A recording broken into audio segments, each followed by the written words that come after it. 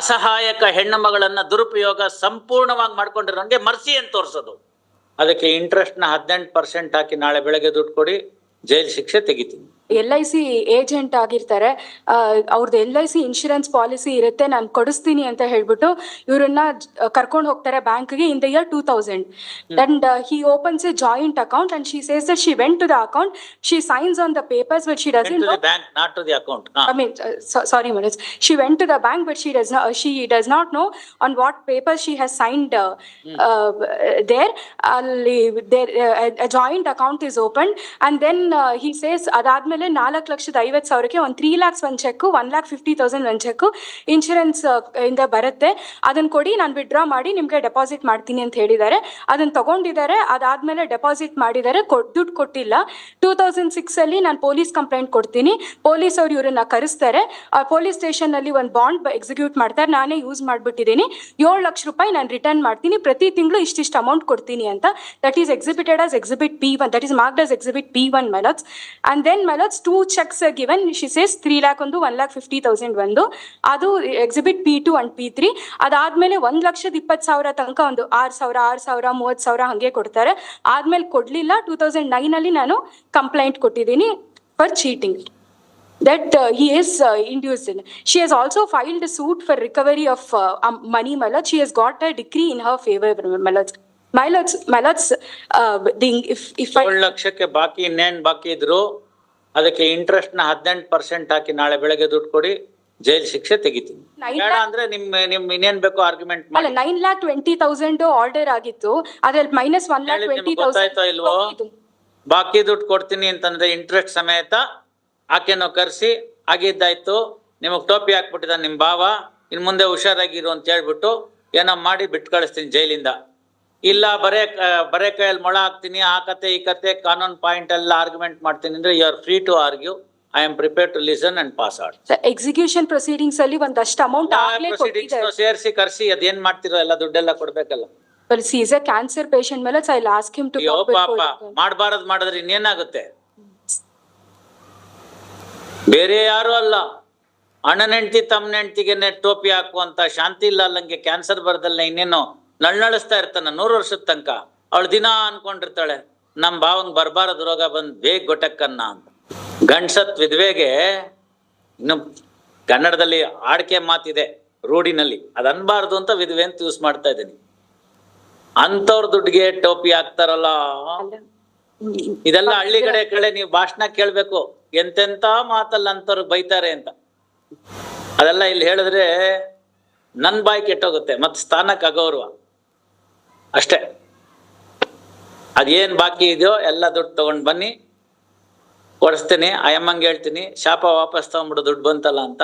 ಯಾರಿಗ್ ಗೊತ್ತು cancer cure ಆಗ್ಬೋದು. ಯಾವತ್ ನಾಳೆ ಕರೆಸ್ತಿರೋ ಸೋಮವಾರ ಅವ್ರಿಗೆ ತುಂಬಾನೇ ಹುಷಾರಿಲ್ಲ. ತುಂಬಾನೇ ಆಗತ್ತೆ ಹೇಳ್ತಾ ಇದೀನಲ್ಲ, ಕ್ಯಾನ್ಸರ್ ಅನ್ನೋದೇ ಅಂತ ರೋಗ. ಇನ್ ಸ್ವಲ್ಪ ದಿನ ಬಿಟ್ಬಿಟ್ರೆ ಅಲ್ಲೇ ಶಿವಾಯ ನಮಃ 75 years ಆಗುತ್ತೆ. ಇನ್ನೇನ್ ನಾಳೆಗಳಿಗೆ ನಾಡಿದ್ದಾದ್ಮೇಲೆ ಕಡಿಮೆ ಆಗುತ್ತೋ ಜಾಸ್ತಿ ಆಗುತ್ತೋ ವಯಸ್ಸು? ಇನ್ನೊಂದೇನಂದ್ರೆ ಇವ್ರೆಲ್ಲ ವಯಸ್ಸು ಹೋಗ್ತಾ ಹೋಗ್ತಾ ಜಾಸ್ತಿ ಆಗುತ್ತಾ ಕಮ್ಮಿ ಆಗುತ್ತಾ? ಜಾಸ್ತಿನೇ ಆಗುತ್ತೆ. ಮತ್ತೆ ಅಲ್ಲ ಡಾಕ್ಟರ್ ಇನ್ನೇನು ಇಲ್ಲ, ಇವ್ರದ್ದು ದಿನಗಳಷ್ಟೇ. ಸುಮ್ನೆ ಆರಾಮಾಗಿ ಜೈಲ್ಗೆ ಹೋಗಿ ಸೇರ್ಕೊಂಡ್ಬಿಡ್ಲಿ. ಈಗ ಸಸ್ಪೆನ್ಷನ್ ಮಾಡಿದೀವಲ್ಲ, ತೆಗೆದಾಕ್ಬಿಡ್ತೀವಿ, ಬೇಗ ತೀರ್ಮಾನ ಕೊಟ್ಬಿಡ್ತೀವಿ. ಪೊಲೀಸ್ನವ್ರು ಬರ್ತಾರೆ, ನಡಿಯಪ್ಪ ರಾಜ್ಕುಮಾರ್ ಅಂತ ಹೇಳ್ತಾರೆ, ಡೈರೆಕ್ಟ್ ಪಾಸ್ಪೋರ್ಟ್, ನೋ ಇಮಿಗ್ರೇಷನ್. ಮಾಡ್ಬಾರದ್ ಮಾಡಿದ್ರೆ ಆಗ್ಬಾರದ್ ಆಗ್ಬಿಡುತ್ತಮ್ಮ. ಕಲಿಯುಗದಲ್ಲಿ ಕೈ ಮೇಲ್ ಫಲ ಅಂತ. ಹೌದು, ಇವ್ರು LIC ಇದಕ್ಕೆ ಕಂಪ್ಲೇಂಟ್ ಕೊಟ್ಟು ಅವ್ರ ಏಜೆನ್ಸಿ ಅದು ಏನ್ ಮಾಡ್ತಾರೆ, LIC ನನಗೆ ನಾದ್ನಿಗೆ ಬಿಡದೆ ಇದ್ದವ್ ಇನ್ನೆಷ್ಟು ಜನಕ್ಕೆ ಇನ್ನೇನೇನ್ ಟೋಪಿ ಮಾಡಿದನು? ಇಲ್ಲ ಸ್ವಾಮಿ, ಆ ತರದ್ ಏನು ಇಲ್ಲ. It's a genuine case. Joint account is open milords without her consent it cannot be withdrawn. ಹೋಗ್ಲಿ ಬಿಡಿ, ಅವ್ರು ಮಾಡಿದ ಕರ್ಮಕ್ಕೆ ಅವ್ರು ಅನುಭವಿಸ್ತಾ ಇದಾರೆ, ನಾವ್ಯಾಕೆ ನಮ್ ಬಾಯಿಂದ ಕೆಟ್ಟದ್ ಹೇಳ್ಬೇಕು? ನೀವು ಮೆರಿಟ್ಸ್ ಮೇಲೆ ಏನಾರು ಇದ್ರೆ ಮಾಡ್ಬಿಡಿ. ಅಡ್ಮಿಟೆಡ್ಲಿ ಮಾಡಿರೋದು ಫ್ರಾಡು, 420 ಕೆಲಸ. ಅದನ್ನ ಹೆಂಗ್ ಸಪೋರ್ಟ್ ಮಾಡ್ಕೋತೀರ? That in the revision. ಬೇರೆ ಯಾರಿಗೋ ಟೋಪಿ ಹಾಕ್ತಾನೆ ಅಂತಂದ್ರೆ ಇಲ್ವಂತೆ. ಇಲ್ಲಿ ಮದ್ದಾಕೋದು ಅಂತ ಒಂಥರ ಇರುತ್ತೆ, ಈಗೆಲ್ಲ ಕಡಿಮೆ ಆಗ್ಬಿಟ್ಟಿದ್ದಾರೆ. A particular herbal chemicals are used and small ಒಂದು ಗುಳ್ಳೆ ತರದ ಇಷ್ಟ ಉಂಡೆ ಮಾಡ್ಬಿಡ್ತಾರೆ, ಸಣ್ಣಕ್ಕಿರುತ್ತೆ, ಅದನ್ನ ಊಟದ ಜೊತೆ ಕೊಟ್ಬಿಡ್ತಾರೆ. ಸೈಂಟಿಫಿಕ್ ರೀಸನ್ ಏನು ಅಂದ್ರೆ ಆ combination it cannot B digested and it sticks onto some portion of the GI tract, maybe in the stomach or in the intestine or somewhere. It sticks to that. Automatically, the person feels, indigestion, so many things. ಊಟ ಸೇರೋದಿಲ್ಲ, ತಾಪತ್ರೆ ಆಗುತ್ತೆ, because some foreign body is inside. ಇದನ್ನ ವಾಪಸ್ ತೆಗ್ಸೋಕು ಮಾರ್ಗ ಗೊತ್ತಿದೆ, ಆ ಮದ್ದನ್ನ. ಗೊತ್ತಾಯ್ತಲ್ಲ? ಅಂದ್ರೆ ಅದಕ್ಕೆ ಕೌಂಟ್ರ್ ಏನೋ ಕೊಟ್ರೆ ಅದು ಹೊರಗೆ ಬಂದ್ಬಿಡುತ್ತೆ, ವಾಂತಿನಲ್ಲೋ ಐದರ್ ಮೋಷನಲ್ಲೋ ಹೊರಟೋಗ್ಬಿಡುತ್ತೆ ಅದು. If it is in the stomach, ವಮನ ಅಂತ ಆಯುರ್ವೇದದಲ್ಲಿ. ವಮನ ಅಂತಂದ್ರೆ ಊರ್ಧ್ವಮುಖವಾಗಿ ಬರ್ತಕ್ಕಂಥದ್ದು. ಅದು ಜಠರದಲ್ಲಿದ್ದಾಗ ಮಾತ್ರ ವಾಂತಿ ಸಾಧ್ಯ. ಗೊತ್ತಾಯ್ತಲ್ಲ? ಸ್ಟಮಕ್ ವಾಶ್ ಅಂತ ಇಂಗ್ಲೀಷಲ್ಲಿ ಕರಿತೀವಲ್ಲ, ಅದೇ, ಇನ್ನೇನು ಇಲ್ಲ. ಅದಕ್ಕೆ ವಮನ ಅಂತ.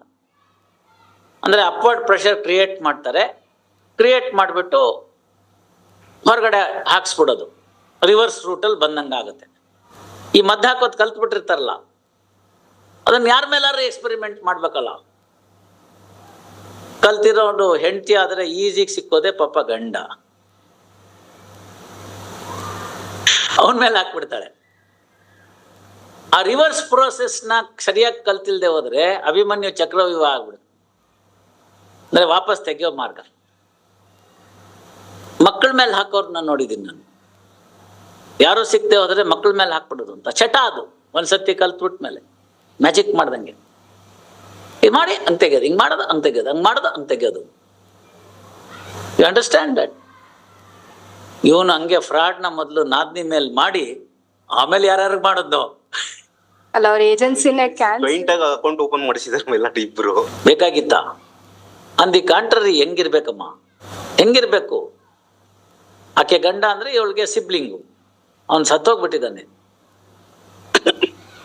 ಏನ್ ಮಾಡ್ಬೇಕಂತ ಸಂದರ್ಭದಲ್ಲಿ ಶಾಂತಿಲಾಲ್ ಅಯ್ಯೋ ಪಾಪ ಅಂತ ಹೇಳಿ ಅವ್ರ ಮನೆಗೆ ನೆರಳಾಗಿ ನಿಂತು ತನ್ನ ಕೈಯಿಂದ ಸಹಾಯ ಮಾಡಿ ಮಕ್ಕಳು ಮರಿಗೆ ಏನಾರು ಒಂಚೂರು ಪಾರು ಕೊಟ್ಟು ನೋಡ್ಕೊಳ್ತಕ್ಕಂಥದ್ದು ಫಸ್ಟ್ ಲೆವೆಲ್ ಸಾತ್ವಿಕತನ. ಪಾಪ ಅವಳು ಗಂಡನ್ ಕಳ್ಕೊಂಡು ಮಕ್ಕಳನ್ನ ಇಟ್ಕೊಂಡು ಭಾವ ಮೋಸ ಮಾಡಲ್ಲ ಅನ್ಕೊಂಡು ಅವ್ನು ನಂಬ್ಕೊಂಡು ಹೋದ್ರೆ ಟೋಪಿ ಹಾಕ್ಬಿಡ್ತೀರಾ? ಕರ್ಕೊಂಡೋಗಿ. At the inception that dirty mind is there. You understand that? At the inception ಕರ್ಕೊಂಡೋಗಿ ಅವಳ ಹತ್ರ ಸೈನ್ ಹಾಕಿಸ್ದಾಗ್ಲೇ ಗೊತ್ತಿದೆ ಅವನಿಗೆ ಮಾಡ್ಬೇಕಾದ್ದೆಲ್ಲ ಕುಕೃತ್ಯನ ಫುಲ್ ಡರ್ಟಿ ಮೈಂಡ್ ಕೆಲಸ ಮಾಡಿ ಅವ್ಯವಹಾರ ಏನೇನ್ ಮಾಡ್ಬೇಕೆಲ್ಲ ರೆಡಿ ಮಾಡ್ಕೊಂಡ್ಬಿಟ್ಟಿದ್ದಾಳೆ. ಅಸಹಾಯಕ ಹೆಣ್ಣು ಮಗಳನ್ನ ದುರುಪಯೋಗ ಸಂಪೂರ್ಣವಾಗಿ ಮಾಡ್ಕೊಂಡಿರೋಂಗೆ ಮರ್ಸಿ ಅಂತ ತೋರಿಸೋದು. You understand that? You understand that? So this is not a case where this court will not be inclined to show any mercy to your client. That too in the revisional jurisdiction.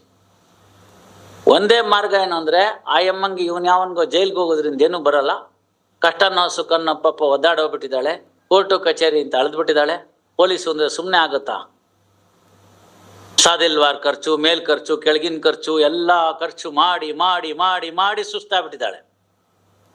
ಒಂದಷ್ಟು ದುಡ್ಡು ನಾನು ಕೊಡಿಸ್ಬಿಡಿ, ಅದೇನೋ ಮಾಡ್ತಾಳೆ, ಹೋಗ್ಲಿ ಬಿಡಮ್ಮ ಮಾಫ್ ಮಾಡ್ಬಿಡು ಅಂತೀನಿ. ಎಲ್ಲ ಹೆಣ್ಮಕ್ಳು ಹೃದಯನೂ ಅತ್ಯಂತ ಕರುಣಾಮಯಿಗಳಂತೆ, ಕ್ಷಮೆಯಾಧರಿತ್ರಿ ಅಂತ. ಅದಕ್ಕೆ ಹೋಗ್ಲಿ ಬಿಡು ಮಾಫ್ ಮಾಡ್ಬಿಡು ಅಂತ ಹೇಳ್ತೀನಿ. ಆ ಎಮ್ಮನ್ ಕರ್ಸಿ ಬರೇ ಕೈಯಲ್ಲಿ ಮೊಳ ಹಾಕೋಂಗಿಲ್ಲ. ಕ್ಯಾನ್ಸರು 4 ಆಣಿಗೆ 8 ಆಣಿ ಕೊಡ್ತೀನಿ, 8 ಆಣಿಗೆ 1 ರೂಪಾಯಿ ಕೊಡ್ತೀನಿ, ಅವೆಲ್ಲ ನಡೆಯಲ್ಲ. Monday at 2:30 get your client. Please. You also try to contact the complainant to be present. We'll put an end to this.